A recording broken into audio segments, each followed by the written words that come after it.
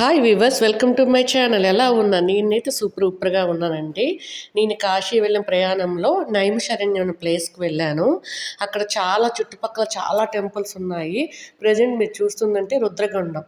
అందులో ఏంటంటే ఆ కొలంలో శివాలయం కిందను శివుడు కిందన ఉంటాడంట.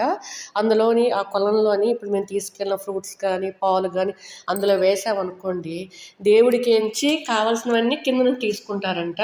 మనకు ప్రసాదం గుండె వేయించి పైకి ఇస్తారంట. అక్కడ అది చాలా బాగుంటాయి. బిల్వపత్రాలు కంపల్సరీ ములుగుతాయి.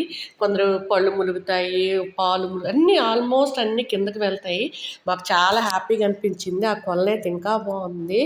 మేమైతే మాత్రం ఇలాంటి అద్భుతాలు కూడా ఇక్కడ జరుగుతాయి అనిపించింది. అక్కడ చూడండి ఫ్రూట్స్, అక్కడ పువ్వులు అన్నీ అందరూ మా వాళ్ళు అందరూ వేస్తున్నారు.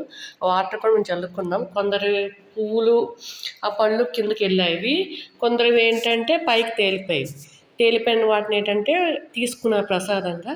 అక్కడ ఒక శివాలయం కూడా పక్కనే ఉన్నది. అక్కడ జంట నాగులు, ఇక్కడ ఒక విగ్రహం ఒకటి ఉంది చూడండి, నోట్లో ప్రసాదం పెట్టినట్టు. ఇది శివాలయం. లోపల పూజ చేస్తున్నారు చూడండి, శివుడి కింద లోపలికి ఉన్నాడు.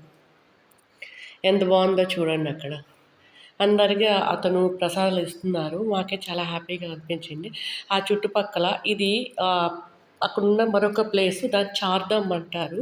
ఆ చార్ధామ్ అంటే అక్కడ శివుడు, నెక్స్ట్ జగన్నాథ్ దేవుడు, ఆంజనేయ స్వామి అన్నీ ఉన్నారు. ఇదొక ప్లేస్ చాలా బాగుంది. దీన్ని చార్ధామ్ అని అంటారు.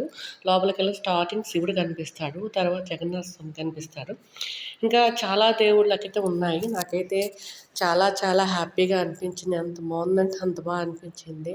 నిజంగా ఈసారి కాశీ యాత్ర అనేది ఒక మరపురాని ఒక యాత్రగా మాకు అనిపించింది. మీకు చెప్పాను కదా జగన్నాథ స్వామి, అగోండి ఎంత బాగా కనిపిస్తున్నారు మనకి. కొన్నిటికి ఏంటంటే కీస్ వేశారు, మేము లేట్గా వెళ్ళడం వల్ల తీయలేకపోయారంట. అందుకు రాధాకృష్ణుని, శ్రీరామమూర్తి, ఇక్కడ బద్రీనారాయణ మందిరం అనేసి ఉంది. ఇది దాని చుట్టుపక్కల సరౌండింగ్ ప్లేసెస్.